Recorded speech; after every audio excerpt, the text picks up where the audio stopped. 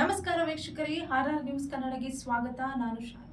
ಬೆಂಗಳೂರು ಗ್ರಾಮಾಂತರ ಜಿಲ್ಲೆಯ ದೇವನಹಳ್ಳಿಯಲ್ಲಿ ನಡೆದ ಅಂಬೇಡ್ಕರ್ ಜಯಂತಿ ಪೂರ್ವಭಾವಿ ಸಭೆಯಲ್ಲಿ ಉದ್ವಿಗ್ನ ಪರಿಸ್ಥಿತಿ ನಿರ್ಮಾಣವಾಯಿತು.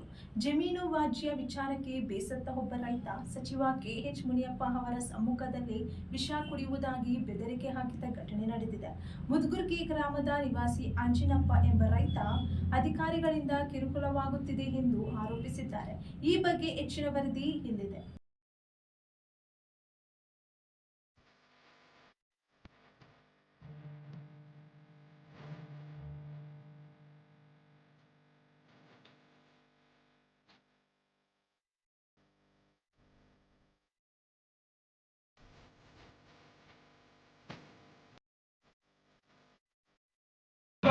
ಆ ತರ ಮಾಡಿ ನಮ್ದಕ್ಕೆ ತೊಂದರೆ ಕೊಡ್ತಾ ಇದ್ದಾರೆ ತಾಲೂಕು.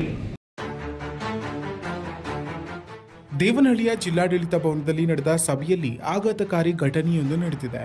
ಹೌದು, ಅಂಬೇಡ್ಕರ್ ಜಯಂತಿ ಪೂರ್ವಭಾವಿ ಸಭೆಗೆ ಬಂದಿದ್ದ ರೈತ ಆಂಜಿನಪ್ಪ ತನ್ನ ಜಮೀನಿನ 20 ಗುಂಟೆ ವ್ಯಾಜ್ಯ ವಿಚಾರವನ್ನ ಬಗೆಹರಿಸಬೇಕೆಂದು ಆಗ್ರಹಿಸಿದರು. ದೇವನಹಳ್ಳಿ ತಾಲೂಕಿನಲ್ಲಿ ಭೂಮಾಫಿಯಾ ಜಾಸ್ತಿ ಆಗಿದೆ. ಏನಾಗಿದೆ, ನಮ್ಮ ದಲಿತರ ಜಮೀನುಗಳನ್ನೇ ನೋಡಿದ್ದಾರೆ.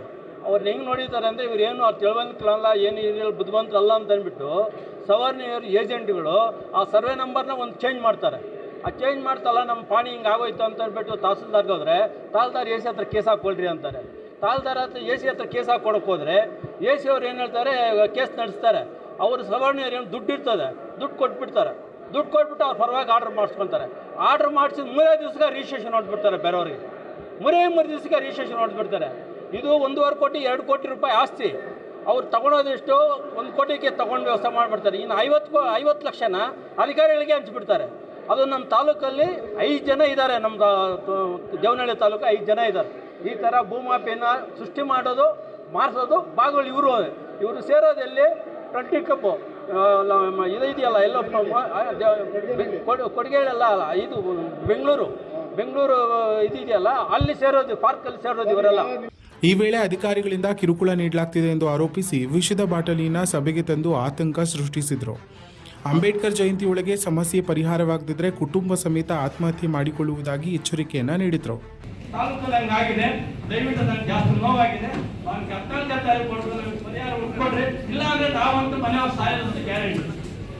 ರೈತ ವಿಷದ ಬಾಟಲು ತೆಗೆದ ತಕ್ಷಣವೇ ಸ್ಥಳದಲ್ಲಿದ್ದ ಪೊಲೀಸರು ತಕ್ಷಣವೇ ಬಾಟಲಿಯನ್ನು ಕಿತ್ತುಕೊಂಡು ಪರಿಸ್ಥಿತಿಯನ್ನು ನಿಯಂತ್ರಿಸಿದರು. ನಂತರ ರೈತನಿಗೆ ಬುದ್ಧಿವಾದ ಹೇಳಿ ಶಾಂತಗೊಳಿಸಲಾಯಿತು. ಈ ಘಟನೆ ಸಭೆಯಲ್ಲಿ ಕೆಲಕಾಲ ಆತಂಕ ವಾತಾವರಣ ನಿರ್ಮಾಣವಾಯಿತು.